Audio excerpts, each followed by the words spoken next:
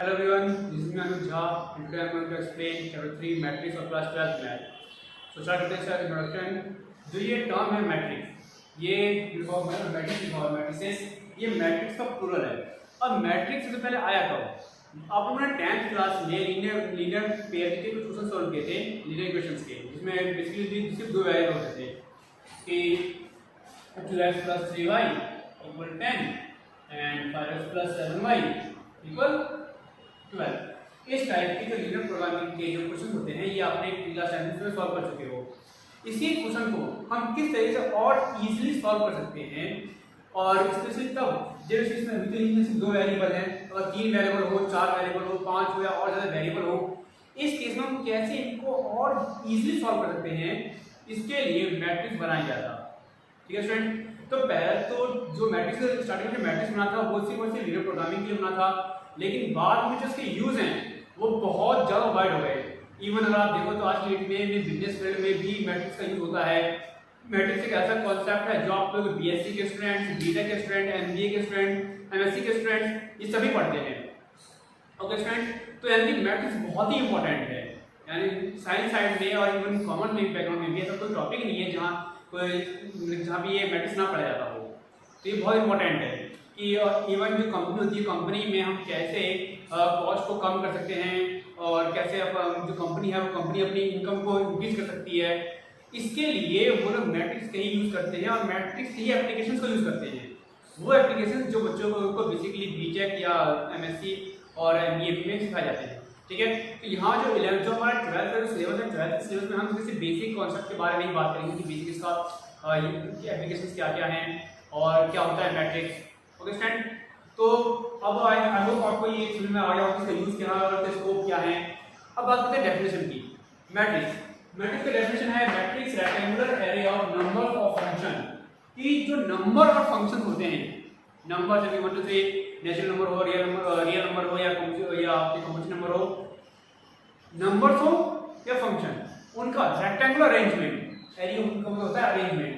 तो rectangular arrangement जो होता है नंबर्स का, उसको हम कहते हैं मैट्रिक्स। किस तरीके से, जैसे कि ये आपका लिखा हुआ है A equals 1 2 3 4 A B C D। Okay, तो ये हमारा एक मैट्रिक्स हो गया। ठीक है, रेक्टेंगुलर शेप में ये ओके अरेंजमेंट, या B equals to 1 2 4 5 6 7 नहीं हमारे, जैसे ये लाइन एक लाइन में ही क्यों ना हो, ये भी एक मैट्रिक्स। तो इस टाइप से हमारे कुछ मैट्रिक्स होते हैं। एक और इम्पोर्टेंट बात, मैट्रिक्स को जब भी हम रिप्रेजेंट करते हैं हमेशा कैपिटल लेटर से ही रिप्रेजेंट करते हैं, कभी कभी हम स्मॉल लेटर यूज नहीं करते हैं। इसके अंदर जो नंबर्स हैं या फंक्शंस हैं, इसमें एक स्मॉल कैपिटल कुछ भी हो सकता है। ओके स्टूडेंट्स, अब बात आती है कि ये है क्या। अब देखो, जो ये लाइन होती है हॉरिजॉन्टल लाइन, इस हॉरिजॉन्टल लाइन को हम कहते हैं रो, और जो वर्टिकल लाइंस हैं ये इनको हम कहते हैं कॉलम।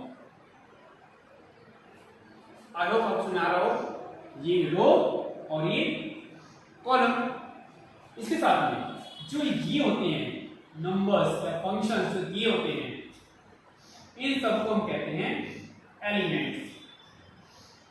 ये है हमारे एलिमेंट्स मैट्रिक्स के।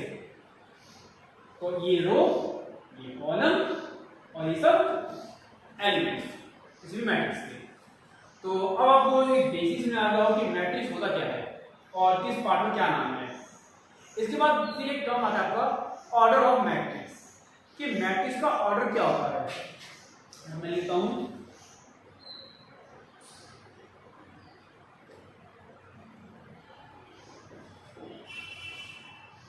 Order of matrix.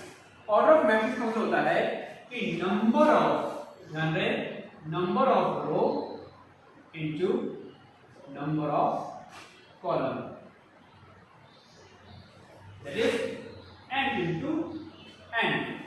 m stand for number of row, n stand for number of column. Okay, हमने एक सिंबल ले लिया इसका, नंबर ऑफ रो के लिए m और कॉलम के लिए n।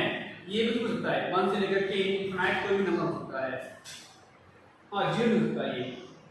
तो अब देखो जैसे मैं इस मैट्रिक्स की बात करूँ तो इसमें कितने 1 2 3 4 कॉलम है और 2 रो है, तो इसका ऑर्डर हो गया 2 into 4। अब हमने लिखा था b लिखा था, इसमें लिया था 1 2 3 4 5 6 ऐसे में एलिमेंट लिए थे। तो इसमें हम देख रहे हैं कि 2 रो है 3 कॉलम है, दैट इज 2 into 3 हो जाएगा। कोई और एलिमेंट हो जैसे ये था हमारा 1 2 3 4 5, ये रहेगा 1 into 5 कि एक रो है और 5 कॉलम है। ओके स्टूडेंट्स, आई होप आपने ऑर्डर ऑफ मैट्रिक्स तो बहुत ही इजी कॉन्सेप्ट है। ओके, और हाँ किसी भी मैट्रिक्स में ये इसका ऑर्डर लिखना नेसेसरी नहीं होता है, ठीक है स्टूडेंट, बढ़िया आपको मालूम होना चाहिए कि ये है क्या। इसके साथ में जब हम ये निकालते हैं नंबर ऑफ एलिमेंट्स, क्या निकालना हमें नंबर ऑफ एलिमेंट्स, किसी भी मैट्रिक्स में एलिमेंट्स कितने हैं, तो इसको निकालने का जो वे है वो क्या है कि इनकी मल्टीप्लाई देख लो। जैसे यहाँ पे कितना है 2 रो है 4 कॉलम, तो 4 2 8, तो नंबर ऑफ एलिमेंट होता है m into n, कि इनकी मल्टीप्लाई कर दो हमें नंबर ऑफ एलिमेंट मिल जाएगा। यहाँ पे 2 और 3 है, 2 2 6 एंड 6 एलिमेंट है, 1 5 5 यानी इसमें 5 एलिमेंट है। ओके स्टूडेंट, सो आपको समझ आ गया होगा मैट्रिक्स क्या होता है, ऑर्डर ऑफ मैट्रिक्स क्या होता है, number of element. Next term है हमारा general representation of matrix.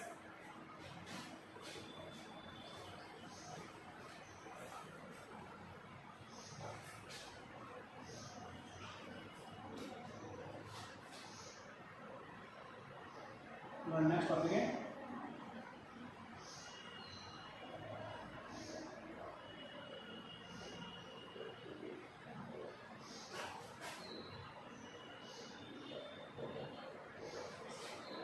General representation of matrix. इससे पहले इस टॉपिक को बताने से पहले एक पॉइंट और बताना चाहूंगा आपको।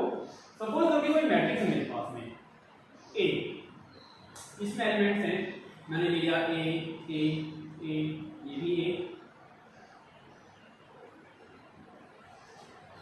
अब इस मैट्रिक्स में आप देख लो कि 9 A है। अब अगर कोई आपसे किसी एक A को पिक करने के लिए कहेगा कि इस एक A को हटाओ या चेंज करो, तो हमें कैसे मालूम पड़ेगा? ओके, तो इसके लिए इन सभी का एक एड्रेस होना चाहिए, जैसे हमारे घर का एड्रेस होता है, तो एक एड्रेस निकालना चाहिए हमें कि हर एक ए का कोई ना कोई एड्रेस होना चाहिए।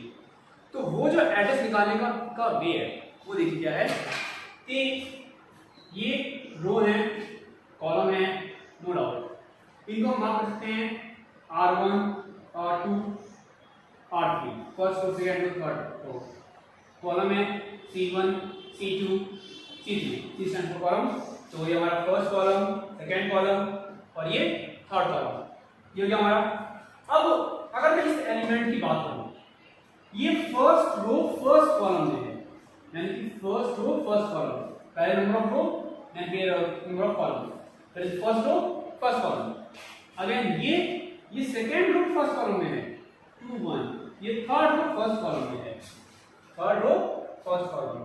इसी तरीके से इनके नाम भी ऐसे होंगे कि ये फर्स्ट रो सेकंड कॉलम में है 1 2, second row second column and third row second column, first row third column, second row third column, third row third column. तो हम देखते हैं इस तरीके से हम इनका एड्रेस निकालते हैं। अब ये पिक करना बहुत इजी है। कोई आपसे कहे कि सेकंड रो सेकंड कॉलम के एलिमेंट को उठा दो, यानी कि हमें इसे पिक करना है, सेकंड रो सेकंड कॉलम 832। कोई बोल दे कि 832 को पिक करो, यानी कि थर्ड रो सेकंड कॉलम को, थर्ड रो सेकंड कॉलम, ये हमारा है थर्ड रो सेकंड कॉलम, इसको हमें पिक करना है। ओके, तो इस टाइप से हम इनके नंबर्स देते हैं, इनका एड्रेस बताते हैं। ये हमेशा आपको याद रहे कि कभी भी किसी भी एलिमेंट का जो ये एड्रेस रिप्रेजेंटेशन हम करते हैं, जो पहला नंबर है ये हमेशा नंबर ऑफ रो को ही रिप्रेजेंट करेगा और जो सेकंड नंबर है वो नंबर ऑफ कॉलम को रिप्रेजेंट करेगा। ओके स्टूडेंट्स, आई होप आपको इसमें आ रहा हो कि हम किस तरह से इसको रिप्रेजेंट करते हैं। अब इस रिप्रेजेंटेशन के बाद अब देखो इसी के थ्रू हम जो जनरल रिप्रेजेंटेशन है वो क्या होता है।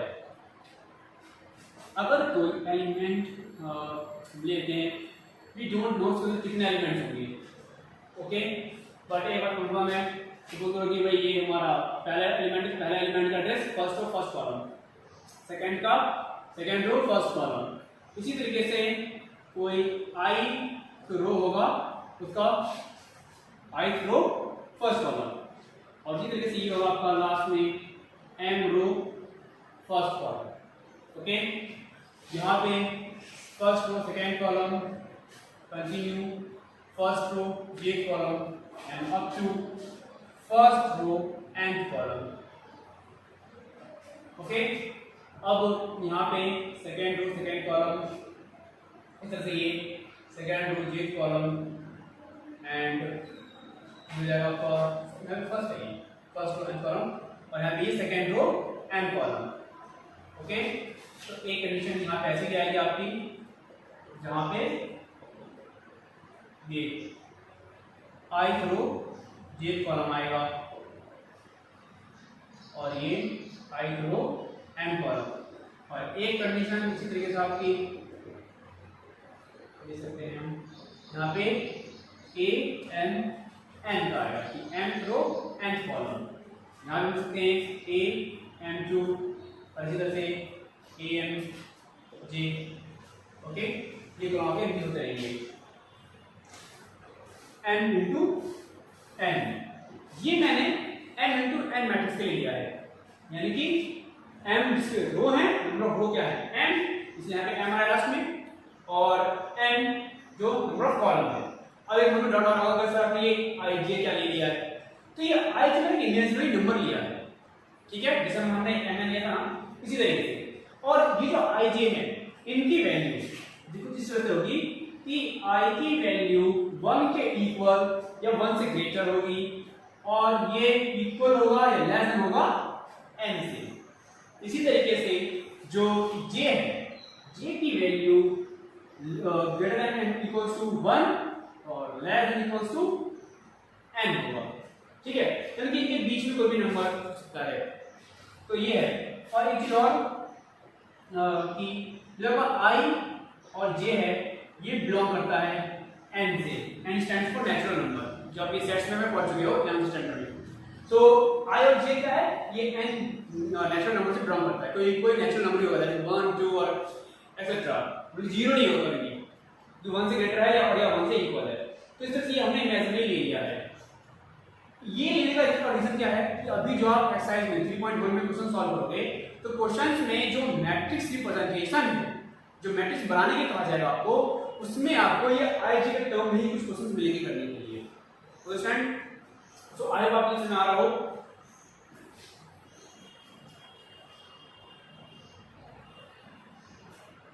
ओके, अब इसके बाद यानी कि जो एक नॉर्मल मैट्रिक्स है उसको हम कुछ इस टाइप से रिप्रेजेंट कर सकते हैं, a i j n into n, mn order के मैट्रिक्स को हम a i j से रिप्रेजेंट कर सकते हैं। अब देखो यहां पर क्या है कि आप जितने नंबर ऑफ रो डालोगे, जितने नंबर ऑफ कॉलम डालोगे, उसके अकॉर्डिंग ये बन जाएगा। अगर मैं यहाँ पे 1 1 लूं, a 1 1 1 2, ये सब का जो सिर्फ समराइज है ना वो ये है। क्यों? अगर आप मान लो सपोज करो कि 10 लिखा हुआ है, ये 10 रो 10 कॉलम, तो हमें मालूम है कि पहले हमें 10 लेने हैं कॉलम, राइट में 10 रो लेने हैं, 10 हॉरिजॉन्टल लाइन और 10 वर्टिकल लाइन हम लोगों को लेना है। Okay, no doubt. तो आई होप आपको यह समझ आ रहा हो कि मैट्रिक्स का रिप्रेजेंटेशन होता क्या है। अब ये चीज देखो कि हम मैट्रिक्स को कहाँ अप्लाई कर सकते हैं। अगर मैं स्कूल की बात करूँ, स्कूल में मैं बोलूँ कि 11th 12th क्लास लेते हैं कि 11th क्लास में स्टूडेंट्स हैं, तो गर्ल्स एंड बॉयज का हम एक मैट्रिक्स बनाते हैं। तो कैसे बना सकते हैं हम? तो रेज कर देता हूं मैं।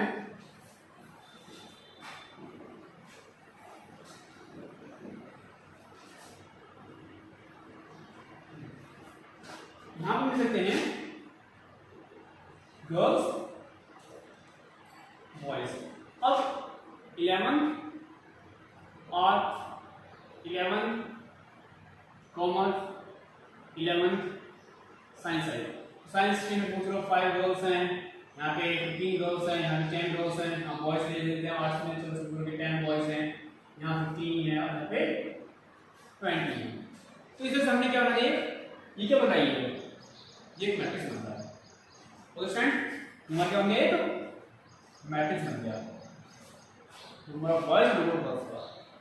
इसी तरीके से मैं यहाँ पे 11th में अलग अलग सेक्शन का लिया है, हम लोग अलग अलग क्लास का लिख सकते हैं कि 12th क्लास का वर्सेस 11th क्लास की matrix, 10th class versus 12th class की मैट्रिक्स, कि number of boys number of girls या number of total students section wise लिख सकते हैं, ठीक है। तो अब देखो कि इस टाइप से बहुत सारे एप्लीकेशंस हैं जहाँ पे मैट्रिक्स बन सकती है। ये मैंने नॉर्मल एग्जांपल लिया है सिर्फ क्लास का और स्टूडेंट्स का।